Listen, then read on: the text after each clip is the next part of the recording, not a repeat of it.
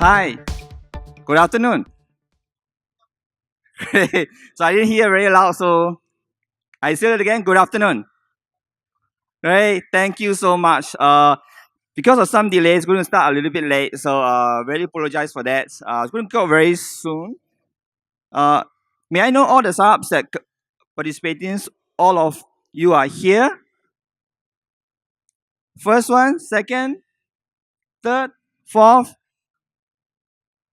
Can I have the first startups that go to the page?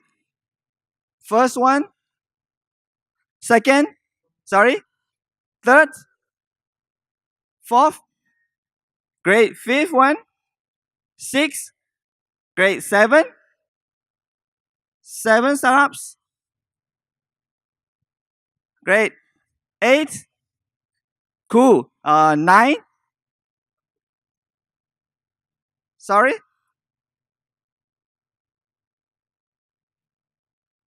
Oh, sorry. Someone missed that. 10.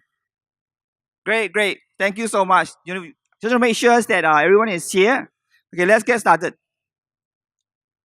So before we start, just a little bit short introduction about myself, who I am. So I'm actually CEO of Alpha Ace Lab and also the BD director of Blockcon Capital. So why I'm holding, wearing two hats, I'm going to explain a little bit in a while. I started a couple of startups. It failed. And then the third one, it was good. So I exited. And the fourth startup that I'm running currently, which is the Alpha Ace Lab. That's the company's Blockcon Capital invested in. So with that, I'm actually heading business developments at Blockcon as well. So I'm also a mentor and trainers at the founder space and A and also found. So who is Blockcon? Blockcon is the early stage investor. In case some of you missed it in one of our previous introductions by our chairman. So I'm just going to introduce a short one. We are early stage VCs that are based in Singapore, and we run Silicon Valley based incubators that incubated unicorns like Instagram, Mashable, Change.org. So those are the unicorns that we have in our cohorts.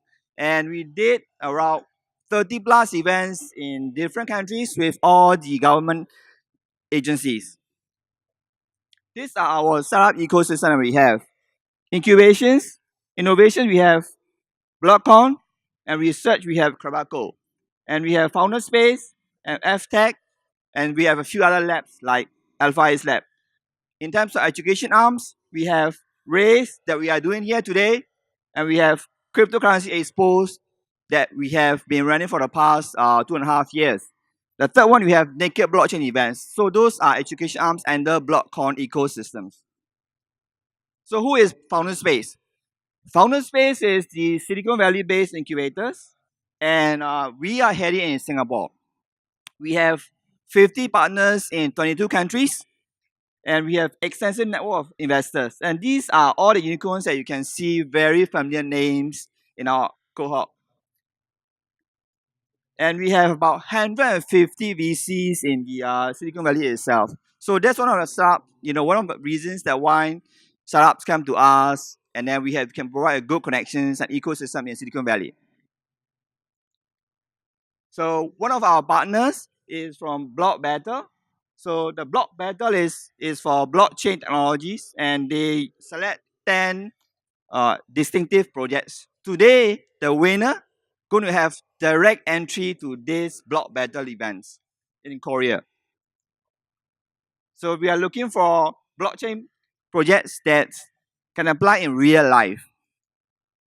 So we are starting season 2 very soon.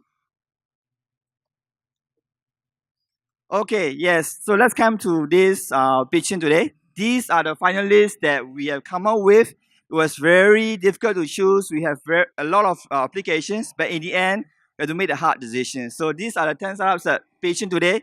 Shall we give a round of applause to all these 10 startups, please? So these 10 startups, nevertheless, who's going to win tonight? These all 10 startups, we will be helping them apply SC grants 30K. If applicable, we help you apply. Please approach us, okay? No matter you win or not today. Yes. So we have this winner, which will comes from two parts. We have to have different voices, not only investors, because all the startups eventually we have to have a user from the community themselves. Because of that, we divided into two parts. The first part, we have investor choice, which will be counted for 50%. Second part is community choice. With these two combinations, we decide the winner. All right. So the winner. So what's the need for the winner?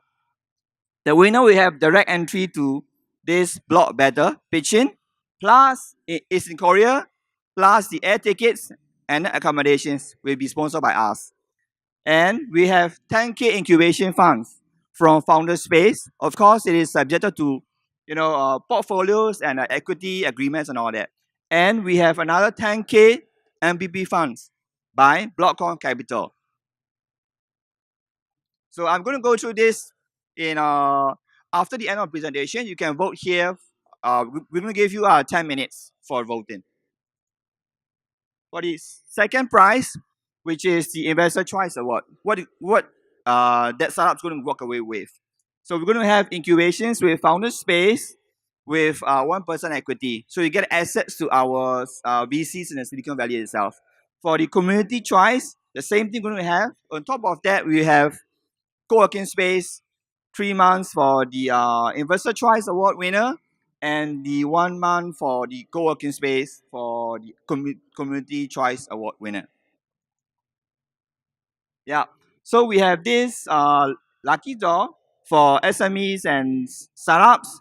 So this will be under the community voting. If you go back to here, community voting is open to all of you guys. So if you get it, we're going to get a lucky draw from this winning, and then that lucky draw winners going to go away with 5,000 worth of chatbots and the whole corporate websites development. It is sponsored by Blockcon and Alpha X Lab. Okay, so who are our judges tonight? The first one, we have Mr. Jadish Panier from Blockcon Capital. Can we give a round of applause to Jadish? And the second judges that we have is Alex from BXB Capital. Shall we give a round of applause to Alex, please? And the third judges we have is Jawan from Grounded. Shall we give a round of applause to Jawan, please? And the fourth judges we have Eric. I think Eric is in a panel discussion the other side. He's going to join us very soon. And we have the last judges is Jeremy from iFashion Group and also Managing Director of CRC Capital. Shall we give a round of applause to Jeremy, please? Thank you so much. With that, let's begin with our first startup to pitch. Skilo, the stage is yours.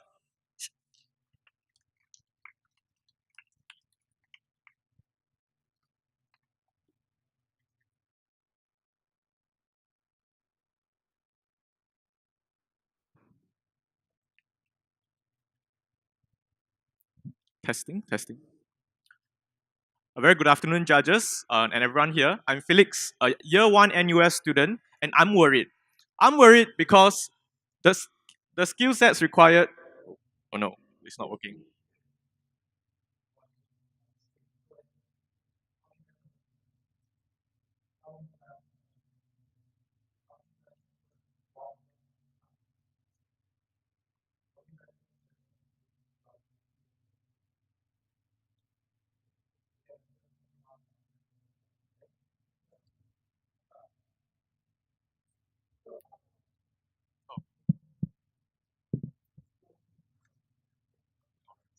So let me just start again, right? Why I'm worried? I'm worried because the skill sets of the future that is required in the future workforce is not is something that the education system today do not prepare us well for. And that is especially true in highly demanded skill sets like soft skills. So what if we can actually capture key insights of student soft skills growth during the experiences that they are doing? Introducing to you Skillio, a personal development network which allows students to develop soft skills through the experiences that they have done. And we do this through three features. We know that students take part in many non-academic experiences like projects outside of class. And we want to be a centralized location for all experiences that the student is going through. Not only that, we have a simple to use project management tool that facilitate the group experience. And metadata from the user's interaction can be harnessed and translated into soft skills competencies. Next, the students will actually fill up pre and post experience survey on their soft skills assessment. This is done on a 360-degree feedback model. And at the end of key milestones in the group experience, students will be prompted to do a self-reflection. At the end of the whole project, a soft skill summary for each of these experience will be given to the student. Lastly, over time, as students do more and more projects, our algorithm will compare these results with their past experiences and to present them with a relative growth index. This is to allow us to track personal growth throughout all the experiences that the students have done. So how do we actually go about doing this? We actually base our model based on COP's experiential learning model. Our soft skills assessment are devised based on value-based behavioral competencies. And how do we make this credible based on a multi-factor credibility algorithm that we have came up with? Ultimately, we want to be a personalized platform for holistic development based on real-life experiences by allowing students to easily document their experiences, measure their soft skills growth, and to track their development over a certain period of time. So what is unique about Skillio? Skillio provides a simple framework for students to develop future-ready skill sets through experiential learning. And also, we want to be an alternative resume that captures students' true abilities based on credible real-life experiences. So we are targeting the immediate 200,000 students in the tertiary students in Singapore. And our competitor and our customers that we are looking at are schools and HR managers. Soft skills data from the students can be used for schools to design better curriculum that fits soft skills education. And also, HR managers can use this tool to actually identify talents with the soft skills competencies that they are looking for in the roles that they are hiring. So far, we have about 14% organic conversion from our smoke test site. We have been live since January 2019. And the key milestones that we have, so far, recently we got a partnership with Cognizant, a global MNC, to assist technical development of our product. And looking ahead, we are looking to target beta release in June, and hopefully by August 2019, we can have a full launch in the university in Singapore. This is my team. I'm the CEO with 5 years of experience in the youth training and development industry. And together with me, I have 5 amazing student software engineers that are working with me to bring this vision to reality. The mentors I'm working with right now are Rusty, the CEO of Reactor, board member of Scape, and also Colin, Deputy CEO and Master Associate at Emergenetics APAC. So what we are looking for is incubation and funding to further develop our product and bring this up to scale. And ultimately, we want to be the first platform to focus on personal development and talent matching through soft skills competencies, because we believe that the youth of today needs to be empowered with these soft skills so that they are future ready in the years ahead. Thank you so much. Hello. Yeah, so thanks for sharing. Any questions from the judges regards to the simple jobs in terms of MVP, in terms of a team, and yeah, viability of the startups? The first question I have would be, what is your revenue model? And if you were to receive any types of investments, where do you see that investor return coming from as part of your business? So we see ourselves in a very sweet spot in between education institutions and companies looking to hire graduates. So how we actually aim to monetize our platform is through a SaaS tool, where after students many students join the platform, we have a rich database of students users, and this will allow us to do talent matching with corporates. So if, for example, if let's say they are looking to hire a BD executive, and we can actually do a rundown of the soft skills required for someone to thrive in the BD role, right? And in that sense, better match them to the network of students that we have that have these soft skills that allow them to thrive in the role. So we are looking at a commission model of let's say 20% for every successful hire, and at the same time, assess tool which is allows the employers to do a search for all these candidates that they have. That will be run on a subscription-based model. On the other side, education institutions, we know that institutions are trying to put themselves out there and make sure that they are unique compared to other universities. So how does this value add to institutions is that we know that after interviewing with quite a few universities, we know that actually universities are looking at soft skills. They have a multitude of data, but they don't know how to actually convert them into useful insights. So we are actually using this platform for us to track, like, so after students gone through this course, right, how have they developed in terms of their soft skills? And this will be actionable data for university to actually look at how they can redesign their course to actually bring out the soft skills that they desire. So this will also be run on a SaaS model as well. So I think in terms of the investment wise, we are currently a very early stage. So we are looking to develop our prototype and also do more testing. So hopefully, most of the costs will be based on product development at the moment. Yeah. Yes. Last questions. Hi.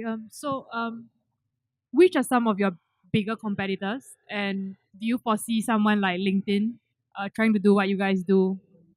Right. So our competitors are actually, if you allow me to go back to the slide. Yeah, so we actually are in two different industry. One being the HR tech talent acquisition and analytics market. The other one is the edtech social emotional learning market. So if we look at LinkedIn basically allows someone to put in their experiences. But what differs Skillio from LinkedIn is that that Skillio is based on a community kind of validation. Means when I do this project, there are a few of my friends that are doing this with me. So once I finish that project, I can safely say that, oh, this is something that I've done and not something that I fluff, and just decide to add on to my LinkedIn profile. And the next thing, like another potential competitor is different form of assessment tool like biometrics, that they use different ways of measuring a candidate. But what those companies are is actually very once off. You go to an interview, you sit down and do a neuroscience based examination, and that only measures you at one point in time. But what Skillio does is that we capture data from right before you enter uni, when you start doing your first project, your first experience, and we have 4 to 5 years of data of you doing different group experiences in the school. And this will allow us to better understand, the soft skills that a student have, the personality that a students will display during these 5 years. So in a sense, we are looking at a holistic development of the student instead of just at that point in time when you are going for an interview and when you are doing those assessments. Yeah, so that's how I see Skillio being different compared to the competitors out there. Okay, thank you so much. Shall we give a round of applause to Thank you. Cleos? Thanks.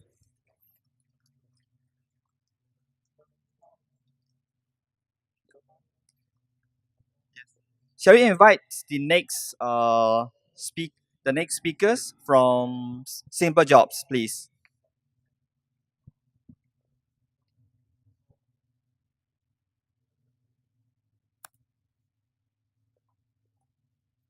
Hello, ladies and gentlemen. My name is Timothy, and I'm the co-founder of Simple Jobs. Simple Jobs will be revolutionizing the way that hirers engage short-term ad hoc part-timers, skilled labor for the part-time jobs. And we do this by reinventing the part-timer engagement model. Now imagine this: your boss comes up to you and say, "Hey Tim, we have an event next week or 2 weeks from now. We need 30 part-timers." Now, where are you going to find 30 part-timers, and how are you going to do it? There's so many questions in my mind. How much am I supposed to pay them? Where I'm going to find them? Do I have to interview them? What happens if things come up? This is where Simple Jobs come into play. Now, apart from the fact that you can post jobs on the platform, we have a bunch of features baked into the app. A chat room is created automatically when you post a job. Jobbers will be automatically added and removed as they apply and leave the job. That way, you as a hirer can focus on what you really need to do, which is communicate the things you need to communicate with the jobbers. No more fumbling with various chat apps, no more fumbling with adding numbers and so on and so forth. everything happens here.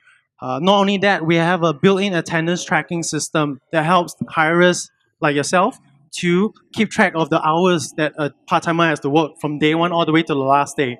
What this means is that you don't have to go through Excel and tabulate the work hours and their pay. And this is linked to our included automated fee deposit system. So the jobber's salary is deposited automatically into their wallet. That means that everything is paperless, seamless, fast, and with a click of a button. Now, of course, the magic doesn't only happen on a client's app, it happens on the Jobber app as well. We baked in gamification, which is the core product here.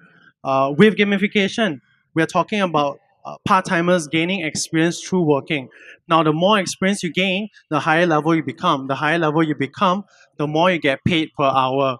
Why this is beautiful for both jobbers and hirers is because obviously the jobber gets paid more as they work more. But for the hirer, that means that you can right now pick the correct part-timer with the correct experience in the category that you need them for, and you can pay them the right amount.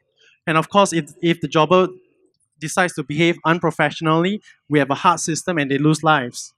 In the spirit of gamification, we have also included badges and achievements, and that way is to reward and recognize the hardworking part-timers in our platform and provide them with the associated perks. Now, the market size for part-timers in Singapore and in Asia Pacific is huge. We're talking about up to 925 million in Asia Pacific alone. Our business model is to take up to 20% commission for each job, and it is free for hirers to post jobs, so that leaves them little to no reason why they shouldn't start using Simple Jobs. Now, we definitely have competitors, but none of them are as fast, direct, and simple as Simple Jobs. Right? Everything is baked into an app, and that's what Simple Jobs is meant to be. Now, we are starting in Singapore, but in the midterm to the long term, we are moving towards Southeast Asia and Asia Pacific. Now, that's why we need your help. We have a beautiful app. We have an app in place. We have a team to drive this forward. We need money to push this forward, to grow the team further, to further develop the product, and to hit the first 5,000 jobs on Simple Jobs within the first year. Now, so we have a beautiful app in place, and we definitely want to move things forward. This is Simple Jobs. Thank you so much. Thank you. So we have 2 minutes. The first, maybe we take 2 questions from the judges. Looking for 250K against what equity? That's for us to negotiate at if we talk in details, yes. Okay. And do you have any revenue yet in place? Are you making any revenues? We recently launched, and one of the biggest customer we have is Creative Labs, the one in Singapore. They're trying us out. We aren't in a position to, as in, we told them to try us out to make sure the flow and everything works. So they're going through that with us. We do earn a bit of commission, as I mentioned, but not to the extent that we're growing out at this moment. So we are really new in coming out to the market. Okay. Thank you. Yeah. Any more questions from any judge? Okay. Yeah, just to let you know that Jeremy has other engagements. So his close colleagues and CTO of consortium, his name is Pranay. So he'll be stepping in Jeremy seats for votings later on. With that, shall we give a round of applause to Simple Jobs? Thank you. The next ones that we have is retakes. Retakes, please.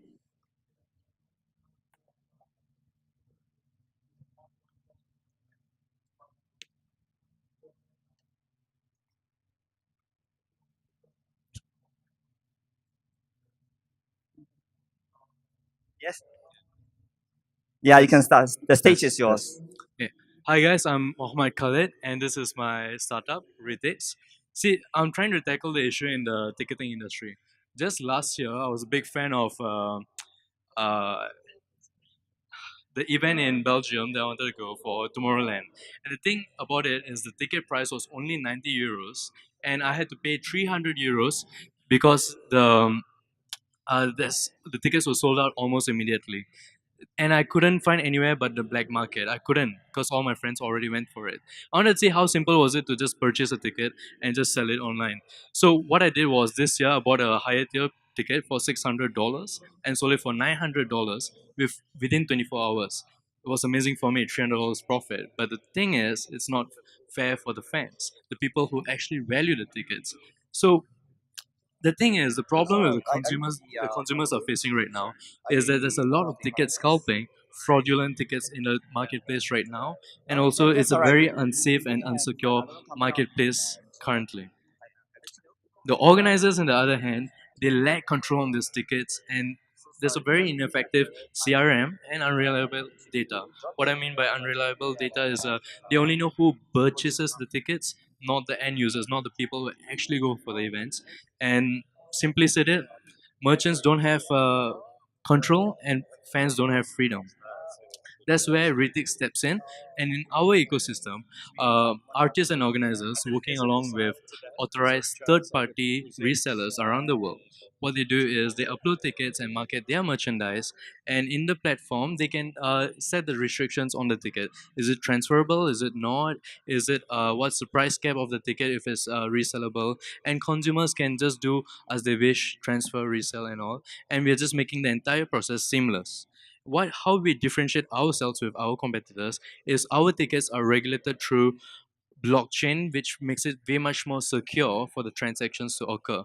And we also have analytics, which using machine learning, we give price prediction for consumers to see when is the best time to sell the tickets, when is the best time to buy the tickets, and also for marketing efforts for the organizers. And we want to be the one-stop destination for all real tickets. And to achieve that, our mission is to provide greater control to organizers while not compromising the fans' accessibility. Currently, the market is quite good actually. In Singapore, we have 148 million, is estimated to be 148 just this year, and it's going to grow to 233 million in 2023. And down the road, 2023, the world is going to be at $105 billion of market cap just in ticketing industry. So our revenue model is simple. It's just ticket commissions.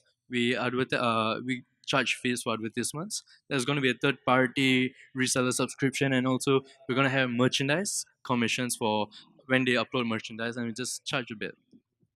So the revenue projection from what we have projected in a very pessimistic way, even if we tap into 5% market share in Singapore, we'll be able to get 500,000 within a year and 3.6 in 5 years' time. This is being very pessimistic with only 5% market share. And the best case scenario, we become a unicorn if we get 5% of the world market share. So we have already done ideation and validation. We have vested interest from Philippines, mostly in the sports industry, and we are currently working on the minimum viable product and working with collaborations with local organizations such as Universal Studios and some of the event organizations, management companies and such. We're going to have a soft launch in Singapore and Philippines in June, and we're going to have a launch further expansion globally end of the year.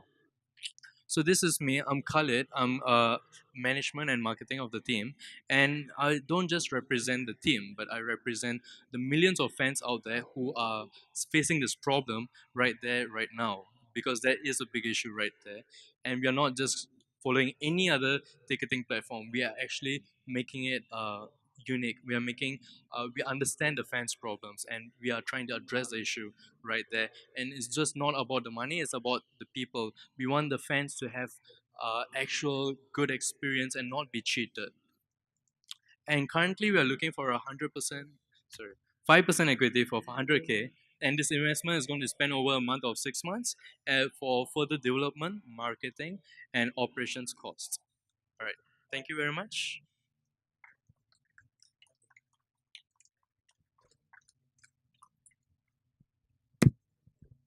Hello. Thank you so much. So, any questions from the judges? Why do you need blockchain for this, and what is the difference that you are bringing to the table that other incumbent competitors like Ticketmaster or even Eventbrite can do on their own? Yeah. Initially, we didn't want that blockchain aspect to come in. Initially, we didn't because it was already a centralized platform, right? But the thing about blockchain is we are looking more into DLT, distributed ledger technology. We wanted to make it simple and also very secure. And the thing about see the ticket that merchants, the organizers are setting is control. So is it transferable? Is it not and all? So the transfer and all, there's too much of it, and we need to have a very secure platform to work on, and blockchain is offering that. And down the road, the reason why we're also going for blockchain is because down the road we want to create a fifth revenue model, which was tokenization, creating like a masternode and all, and giving investors more opportunities and such. So that was the main reason why we wanted to go for blockchain. Does that answer your question? Yeah. So probably last questions. Yeah, hi. As you, my colleague tell you, there are many giants are there, like Ticketmaster and others. So, as a Ticketmaster user, let's say, why should I go to this platform? See, the thing about Ticketmaster, right? You can sell secondary tickets. Like once you buy the tickets, they can sell it secondary. And there's a lot of ticket fraudulence still happening in Ticketmaster. It's not the ticket doesn't belong to Ticketmaster. It's just a platform to sell it. It's just like Carousel. And the issue was the problem still exists because they still have to verify. And all that was the entire operation cost that we wanted to avoid. So the tickets being uploaded is within the platform, the tickets being transferred, resold, is all within the platform. I don't need to know who is the buyer. All I have to do is just put it back in the platform. Someone else says, hey, this ticket is available, and they can just take it. So, yes. Yeah. Thank you. Shall we give a round of applause to Retix? Thank you.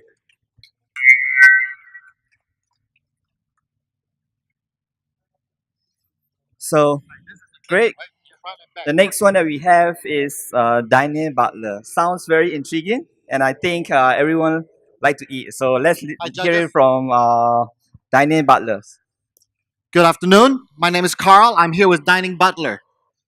Just two things. The first thing is when you go to a restaurant and sometimes the waiter or the waitress is not looking at you, you're going like this, correct? And they may have missed you. Well, we think we've solved that problem. You can take your mobile phone and order directly inside the restaurant all the menu items that you want. So you no longer have to wait. That's the first problem we're going to solve. The second problem is on this side. The restaurant. A restaurant, let's say an average restaurant in this place here or anywhere in Singapore or anywhere in the world, if they have, let's say, 100 customers a day, 30 days, 3,000 customers, 1 year, 36,000 customers. Apart from maybe recognizing their face, I don't have their data. How do I resell and how do I market to the 36,000 customers that comes to my restaurant? See, apart from the credit card bills that we get from them, we don't know much about that. And what Dining Ball is about to do is to try to change that. So our mission statement is to bring all F&B, which is the food and beverage outlet, closer to the hearts of diners. We want to be able to know that when you come to our restaurant, we could actually recommend your favorite dishes, your fish and chips that you like. So those are the ways that we think we can use technology to be more proactive in addressing this pain point of you waving your hand looking for the waiters or the waiter and for the F&B outlet to be connected. So I want to point out to this thing, knowing my diners as a restaurant owner, I don't know them, apart from perhaps recognizing their faces. 4 ways, basically, as a diner. I basically download the app, and I encourage all of you to do that right now. Dining Butler inside your Apples or Google Play. You download your app, it will tell you exactly which restaurants are closest to you. In Singapore, we already have about 30 restaurants. We operate in Singapore, Malaysia, and Thailand. And so it will immediately recognize which restaurants is there. The restaurants could send promotions to you, and if it'll recognize you, and then you can just go ahead and order. In fact, apart from the waitress bringing the dishes to you, you can even pay online directly. So there's a wallet inside.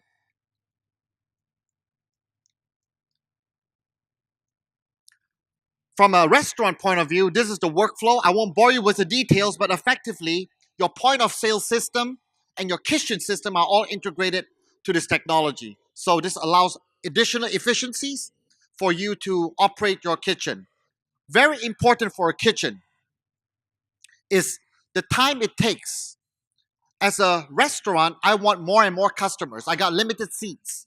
I want the customers to come, eat their food, have a good time, and I want them to really move on because I'm looking for the next customer to come in. We believe that this system is going to make you more efficient and your restaurant to be more profitable. So two things. You get to know your customers better, your diners better, so you can go more proactively market to them. Second thing, we believe that revenues can be increased through the marketing efforts and through the efficiency of our operations. So this is an example of you as a restaurant being able to market to your customer base. People who live very far from you that don't frequently come to you, or people who are around your neighborhoods. Imagine if you're a restaurant in a high traffic situation, in malls, in office buildings. We currently believe that there's a lot. I mean, we all know the restaurant market is huge. Um, in Singapore alone, 8,500 different restaurants. We didn't even include food courts and hawker centers. But out of the 8,500, some are Michelin star restaurants, which perhaps doesn't make sense to use an app because if I'm going to bring my wife to a dinner date, I'm not going to use an app. I want to talk to somebody and pretend that I know what I'm talking about, right?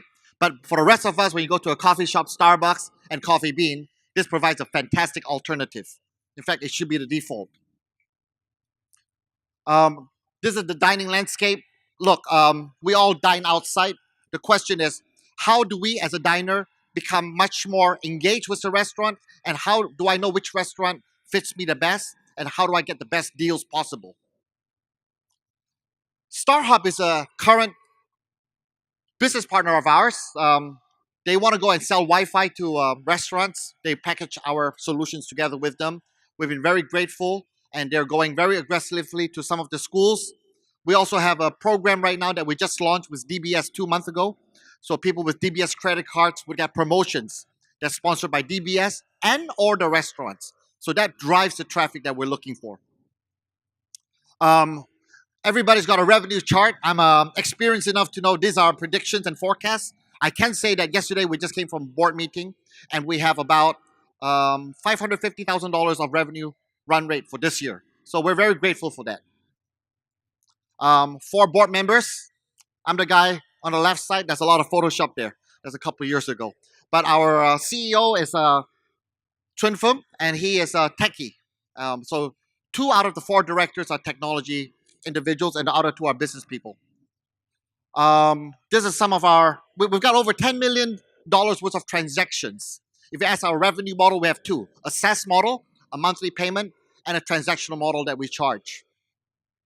The funds we're going to use is actually for primarily marketing in the different countries. We've raised 3.5 million right now, and we're looking to raise 1 million at a pre-money of 9 million, post-money 10 million. That's it, guys. Happy to take any questions. Hello. Great presentations. Thank you. Any questions from judges? It was so clear you're not interested, but regardless of it, would you please download the app and visit a restaurant? Thank you very much, guys. Happy Easter.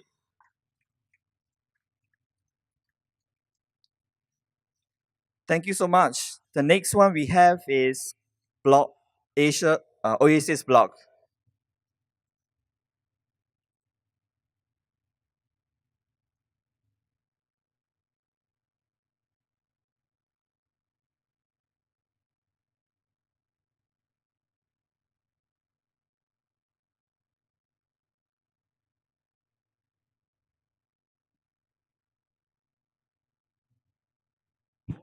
Testing. Hello, everyone. Um, my name is Munimun. I'm originally from South Korea. I didn't expect that my name become that popular, but nowadays many people tend to remember my name very easily, whether it's good or not. I'm very happy to present, the project about Oasis Block today. Now we are living in the informational and the data world, and trying to maximize the usage of data in a most effective manner. So our team came up with certain ideas and the questions on the 3 critical challenges. First thing is that standardization on how to share the data together. And the second is that data security to maximize the kind of operation of the data. And the last thing is the profit sharing or motivation of the people so that they could participate sharing those data together. So we came up with our solution as an Oasis block as a standardized business model for the data sharing so that we can have more secured, collaborative value through data connection across the different business sectors. And also we can provide self-sustainability because we can provide some of the rewards for people who are participating and contributing in the platform. So in a nutshell, Oasis Block is a blockchainized data platform for trading useful data and value between business world. So Oasis in the desert. They are providing the water to help other plants to grow together. So Oasis Block is the kind of platform to help others share the data and grow together as business partners. If you can take a look at our business platform configuration a bit more in detail, it consists of Oasis chain and the domain chain. So we're going to build that business-specific data platform in or blockchain in the domain chain, and those data from the different domain chain will be connected through this Oasis chain. So we're going to call this as together as an Oasis block. If you can take a look at our architecture a bit more in detail, it consists of 5 different layers. So starting from the presentation or application layer, which is more like a D app side, but inside the blockchain and platform layer, we are providing the function for data and the trading, so that people could have a more registration and search the data, and that they decide to purchase data and they get the data after the payment. That has been built into this data trading platform as like a data exchange management hub. Based upon the data, this global data market is expected to grow from 30 billion in 2017 into even 100 billion in 2026. So at the speed of around like some 13% of compound annual growth rate. That's very huge. So in how to tap into this market? So we have 2 different business model. First thing is that BaaS model or blockchain as a services. So Oasis Block could provide a solution to eliminate the barriers for companies to newly adopt the blockchain into their business. That's our very first step. Second step is more a DaaS model or data as a services. So Oasis Block provides the transparent data trading platform for data providers to gain fair profit. So having the step-by-step approaches, we are going to build our businesses. So to make this project very successful, it's very important to have very strong network or alliances group over there.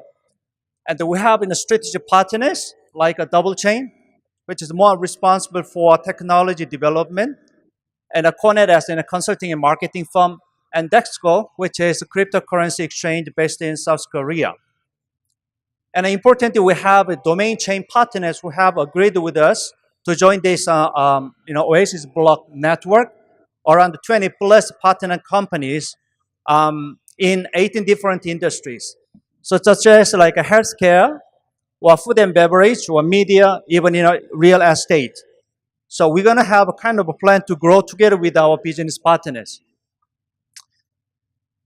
We just completed our the website, so you can see that the more information about our project and from the website, and completed our MVP to demonstrate our trading platform processes, and a plan to launch the testnet in the second half of this year, and then launch the mainnet early second quarter of next year. We have a very strong team, primarily based in South Korea, like William John and Robert Choi. One of the important point is that this is a team which got the experience who launched the mainnet before, so-called HDOC, which was the very first IoT solution-based blockchain platform in the world. So based upon that strong experiences, we're very confident to make this blockchain project second also very successful. Thank you very much. Thank you. Do you plan to store the data directly on the blockchain? So each domain chain, first they try to store data in their own blockchain first. Okay. We call it like a domain chain. Yeah. They can try to trade through our blockchain or OSS chain in this block. So if you're going to store data directly on the blockchain, how do you plan to remain compliant with GDPR and other data protection and data privacy policies, especially globally? So that's why kind of the data security of confidentiality and will be the kind of the challenge. So I'm not a tech person, but to be able to comply with those legal requirements, I don't think we are trading data itself directly. That needs to be converted into certain standard kind of framework, so that it's going to be encrypted and shared with the right the purchases in the most appropriate manner. By GDPR regulations, you're not allowed to store data, and if anyone asks for the personal data to be removed, you have to delete it within 30 days. If you put it on the blockchain, you can't delete it. So I'm not sure what kind of data. Actually, that would probably be the better question. What kind of data are you guys storing? Like what would the data be of? Sure. Okay. Okay. Obviously, we're gonna store and then have our own data in their own the business. For example, like healthcare, like medical data, they have their own the medical data. However, just to have their own competitiveness to improve their services, probably it's good to have the data from non-tech, healthcare area, so that kind of eventually, I mean, they're going to help us to add more competitiveness. I think we came from that kind of certain assumption. Do you think it makes sense? Okay, yes, I understand. I guess, sorry, you mentioned medical data. That's like super, super private. So I'm trying to understand and wrap my head around what is legal. Okay, I don't want to go deeper on those kind of legal side, because I understand that. But one of our domain chain partner is also healthcare, like a Smart Medi. They are eager to join us, and then eventually, definitely, they are responsible for their own data confidentiality. But now, But they're not. You are, because it's on your blockchain that you're issuing a domain chain for them of, so it would be your company that's liable and not theirs. Because a blockchain service is a global service, right? That's why I don't understand is that they may be like regulated in Korean regulations and they're fine in Korea. But if you're sharing data between your domain chains and later on you sign on someone from Europe who wants to access that data, I don't understand how that's possible in a regulatory environment. Like the tech side, I'm not a tech guy, so I can see the possibility from my understanding of it, but I don't know how you would be able to target markets on that sense. But my question now is, you guys had someone like, for example, Deloitte, I saw as one of your partners for data sharing. What kind of data would they be sharing, may I ask? Like healthcare is apparent, but. So probably, maybe we are not yet at stage to be able to answer all those kind of detail. But first, I think we're gonna try to network and find out the right partnership first, and then. But the one thing we found is that each of them have a quite interest to join us for whatever reasons. Because I think it is number one important to have their own data, but they wanted to have their own competitiveness by sharing the data. To do that, they need to have a right platform to be able to do that. So we are the kind of solution as a marketplace to trade the data. How we can secure that the market, some of the data confidentiality, compliance with the legal requirement? I think that's a good question. Are they eager to join you, or have they joined you? Because the word partners is like. Yeah, at this moment, the primary that the number of key domain partners are based in Korea. So I must say that that's probably within that umbrella. But yes, I must say they're very active, and that we are involving with them. So this kind of trading platform has been agreed as a mutual, kind of beneficial for all of them. No, I understand that, but I'm saying you just said that you're not sure. Thank you very much. I think I really like this kind of excitement. So definitely there will be a lot of potential for this market, and I really Hello. appreciate these questions. Yeah, thank you so much. Probably we can take it offline and discuss further on this. That'd be great. Thank you so much. Can we have a next startups get food on the stage, please? So we're going to get our food. Hello. Hello, happy Good Friday to everyone. My name is Joe. I'm founder of GetFood, and we are in the F&B space, and we are F&B focused in the category of mobile first. Now we're looking to digitalize every aspect of F&B by first targeting the tier 2 cities in Malaysia, and where there are high interest from local and the rise of mobile cashless payment trends, and also really like less and similar funded or well-funded competitors. Now, in terms of market size, we're looking at 83 billion in Malaysia. So really like this really a huge market size in Malaysia. Currently, we have 3 different offerings in our mobile app. So the first is the dine-in ordering, where you can just browse through the app and order through the app and make payments through the app. So all these are our dine-in, which lead users to time saving and in terms of merchant, and also can reduce their manpower and speedy table turnover rate. Now the second is also we're also doing the on-demand food delivery, mainly because of the market is acceptance is high. And third is user food review, where the photo is linked to our two of our different offerings. We really wanted to dive deep on all our relationship with our merchants, and leverage and complement the different offerings within our offerings, like mobile dine-in, delivery, and review, so that to give the experience of all our users. We also have as for payment, we also partner with all the different mobile e-wallets payment in third-party mobile e-wallets payment, like Boost, Mcash, and different mobile e-wallets. So users can pay through not just credit card and also e-wallets.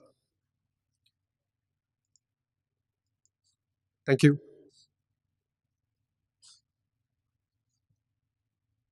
Hello. I think due to very interesting topics, and we have more questions, so we will take it offline after this. So because we have running out of time, so with that, we want to invite the seventh startups, which is Echo.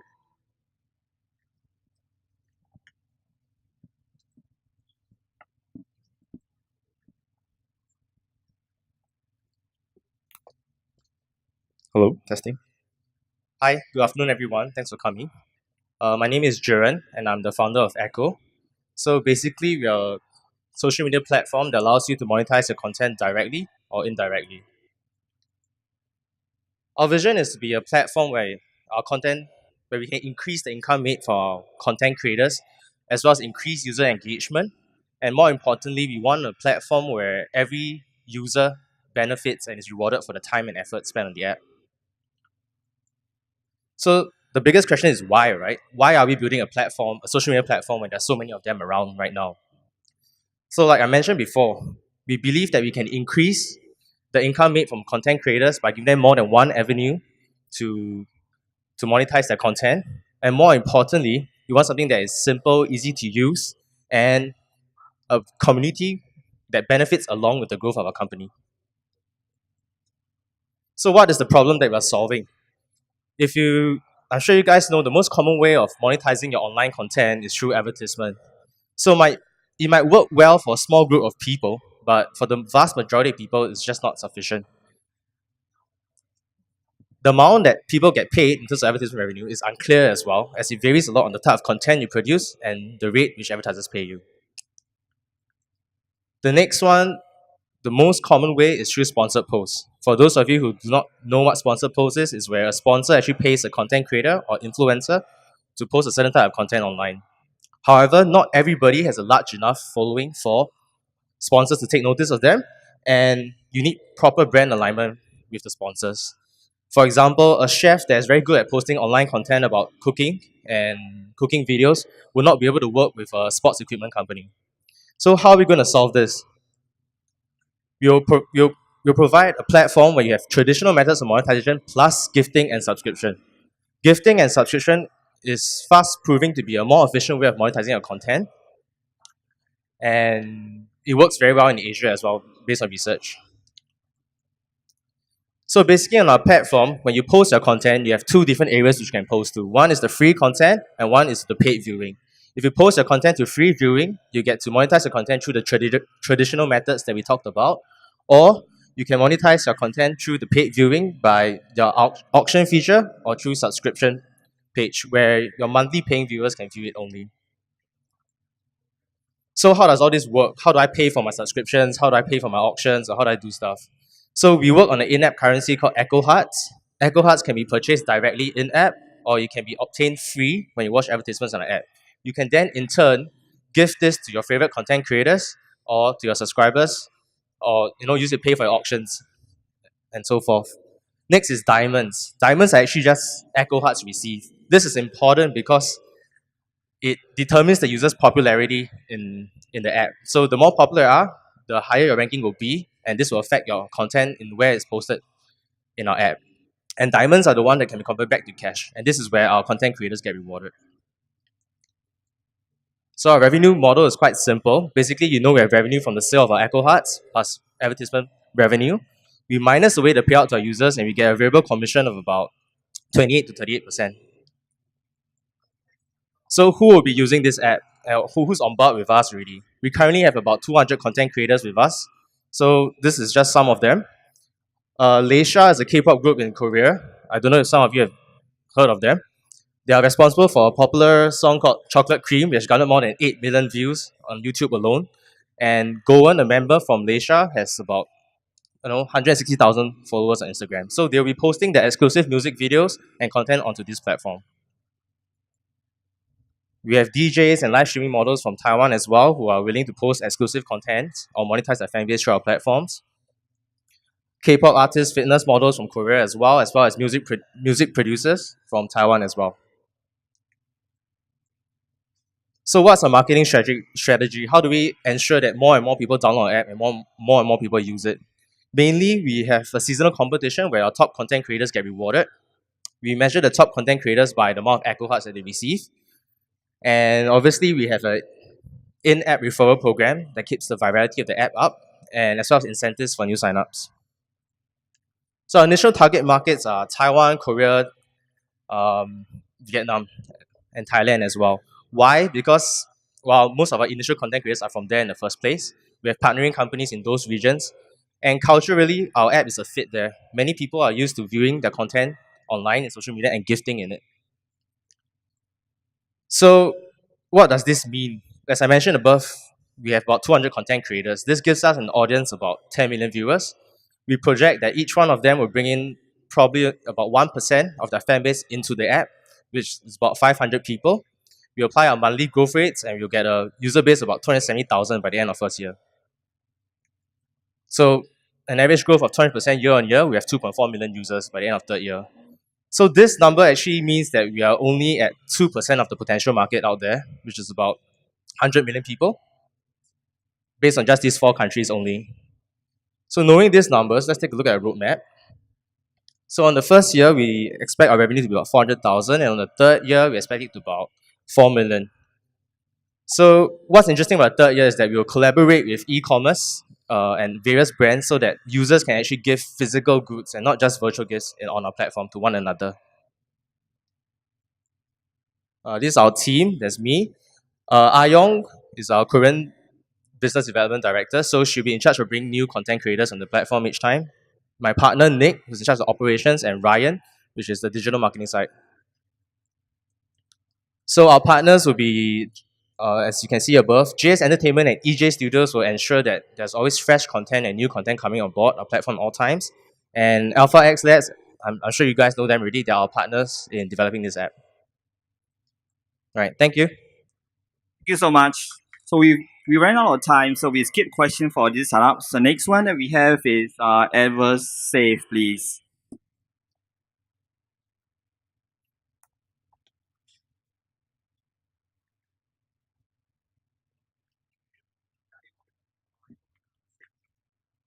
Can you hear me now? Excellent. Fantastic. Good afternoon, everybody. My name is Andrew, and I am the founder and CEO of EverSafe. Did you know that last year people spent more than $1 billion buying fake degrees online? And fake degrees hurt everyone. Job seekers face unfair competition. Employers waste time and money on costly background checks. And universities suffer damaged reputations and impaired graduate mobility. In fact, US companies spent $6 billion doing background checks to catch these guys last year. And they lost $60 billion to credential fraud in the same period of time. It's even worse. In Southeast Asia and emerging economies, there isn't anyone to pay. It's crazy in 2019 that we still trust paper when you've watched those action movies and the bad guy always gets a fake passport. And this is where EverSafe comes in.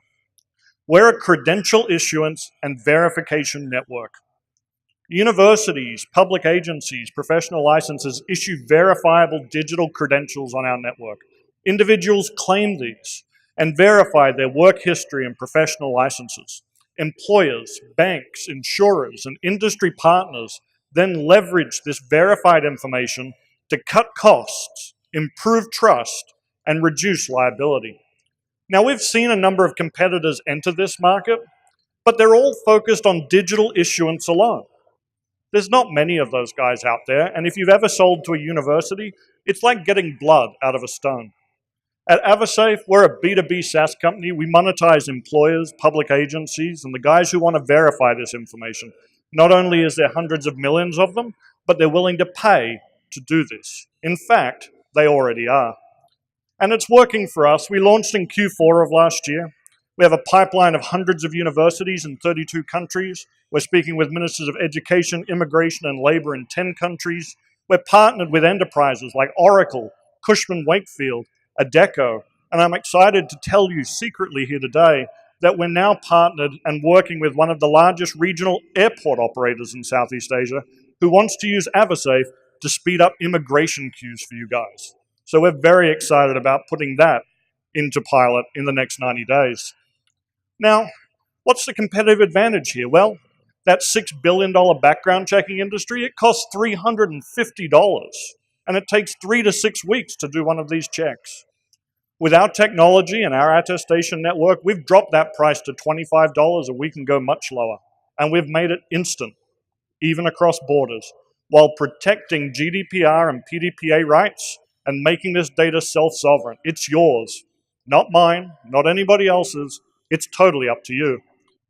We have an established team with previous exits. We've built global scale technology companies, and we've worked together for more than a decade. We're currently raising funding to build out our sales and marketing team so that we can get universities across this region, to expand our engineering and product teams so that we can build integrations into HR platforms and deeper into government agencies.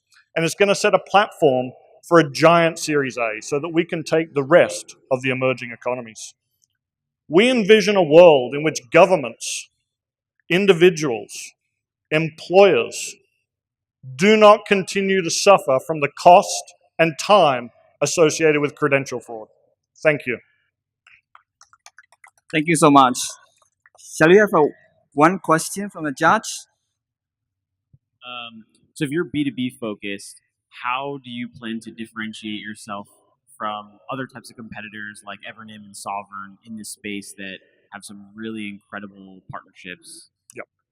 Absolutely. I mean, there's a lot of people that are playing in the self-sovereign space, but obviously we wanted to go directly to the problem and where people are experiencing the most pain.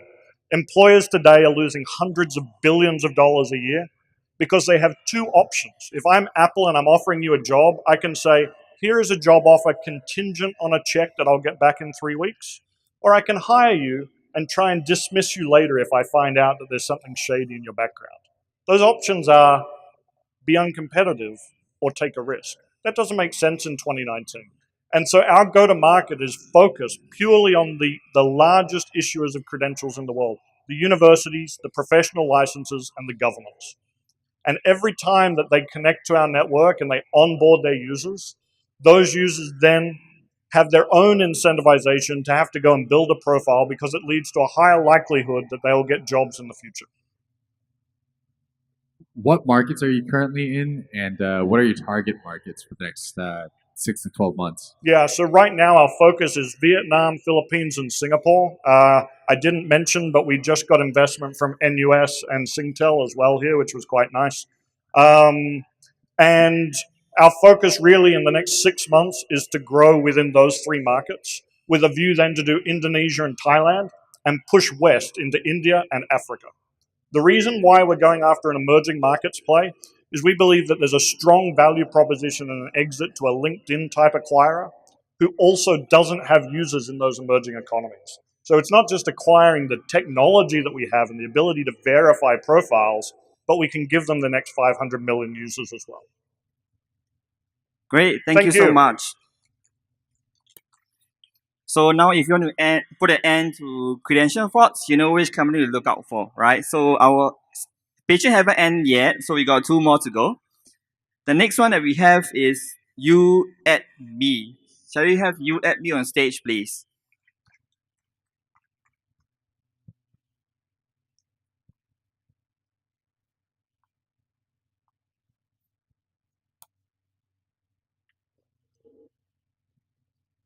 Good afternoon. My name is Zing, and I'm the head of business development from You at Me. To begin with, let me quickly show you a short introductory video.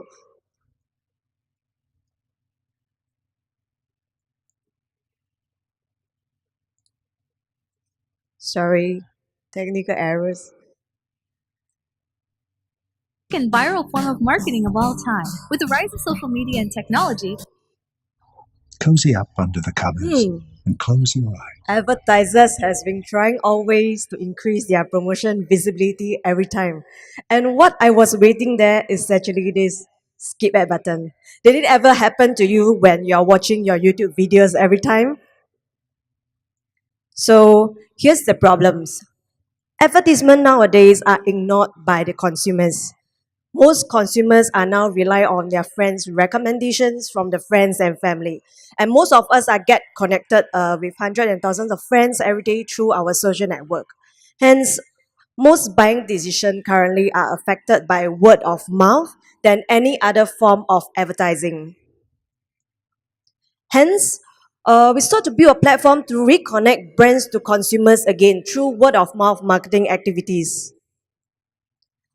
You at me come from the word you advertise me, and you as the consumer and me as the brand. In another word, we are the ride hailing app for marketing. So our unique proposition empowers consumers to drive values for the brands that they believe in, monetizing through their creativity, at the same time bringing back efficient and affordable marketing for the brands. And how our platform actually works. First, brand launch a marketing campaign on our platform. They can set their timeline, budget, as well as their objective. After that, consumers get to browse all the campaigns on our app and choose the campaign that they like. And from there, they will submit a review through our platform. Followed by once the brand receive all the notifications from the consumers, they will choose the submissions that they like, and they only pay for those that they like. And after that, consumer will post post their submission on the designated social network that the brands targeted. UME can be integrated across all social media platforms, and our platform also allows the brand's owners to track on the performance on every consumer posting. And lastly, brand pay the consumers through our wallet. We also incentivize our consumers with points. With all the rewards that they receive, they can either purchase, cash out, or top up. We also integrate various payment gateway on our wallet. For our revenue model, we are looking at 10% transaction fee through our platform, as well as providing consultancy services for the selective brands. Our differentiation. So we have provided a tried and tested method with a lower marketing cost and aiming for a higher credibility. Our market opportunity can grow as much as 368 million of social media users, as well as 3.5 retailers across all Southeast Asia. And for our milestone, we actually launched our proof of concept last year in Cambodia, and looking at beta launch, soft launch, as well as the public launch, all happening this year. And by the end of this year, we are getting all the major area in Cambodia covered and moving on to the new city next year. So for our traction, our proof of concept happened on since July last year till December, and currently we are on our MVP stage. And here's the result that we have garnered. And we were also the ASEAN Pitch Fest winner in Cambodia last year and entered into the top 10 finalists of ASEAN SME FinTech Awards. So here are some of the events happened during our activation in Cambodia, as well as some of the reviews and feedback from our consumers. And here are our partners, payment, school, as well as brands. For our enter to market strategy, we are looking at partnership growth model as well as targeting early adopters using our growth hackers marketing strategy. For investment, we are currently looking at 500,000 in exchange of 5% of equity share. For our team, here's our key management and followed by our team members. And I think that's all that I have. Thank you very much. Thank you so much. So we have one last round to go. Yeah. So we won't have question for this. So later on, the judges or others who interested, I think we can talk to her directly later on. Thank you so much. The last startups we have is called Unigram. I'm not sure if it's the same as Instagram. Let's hear it from the founder itself. Mic test. Good afternoon. Right, my name is Myron. Thank you for spending your Friday here today. Today we'll be sharing with you how Unigram can actually bring corporates closer to campus. So youths today have very different expectations on how they want their products delivered. And undergraduates today are a serious business. Right, in Singapore alone, we have actually 6 local universities and 5 local polys. And in Singapore, there's actually close to 170,000 undergraduates with close to 42,000 new enrollment every academic year. So how Unigram actually wants to fit into this market gap is this.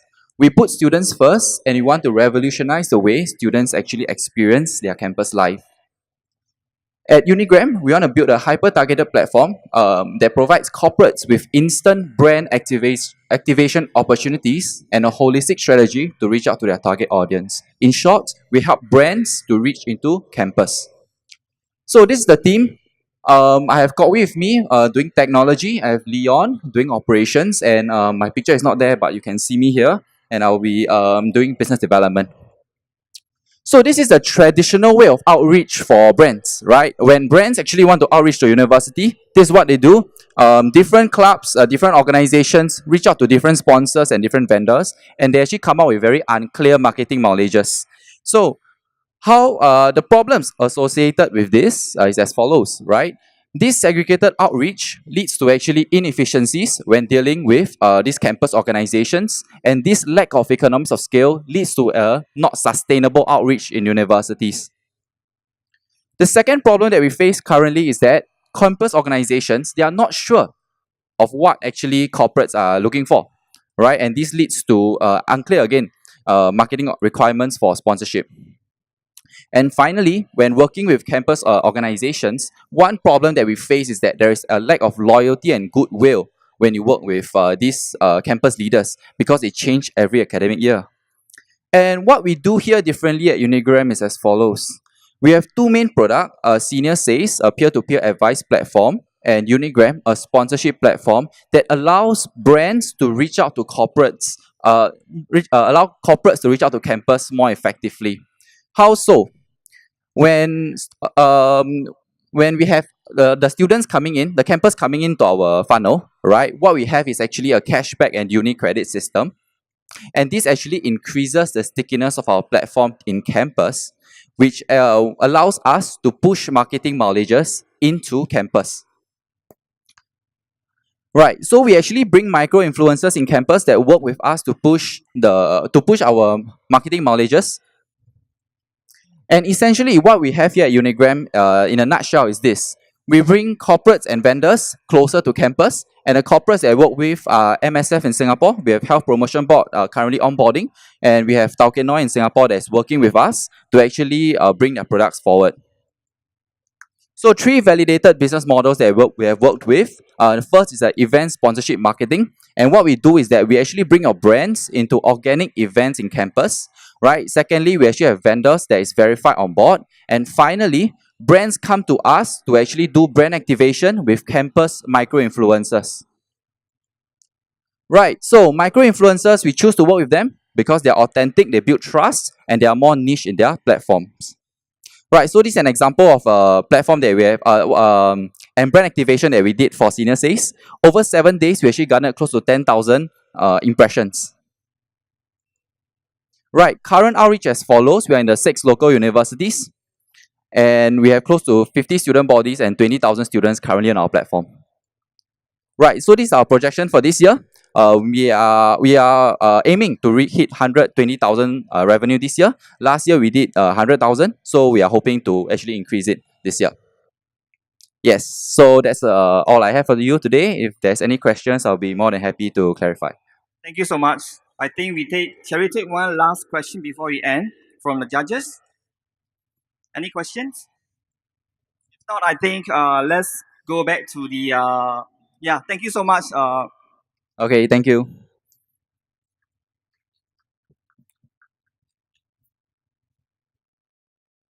Yes, so we have come to the end of the pitchings. So it's very great startups and different industries.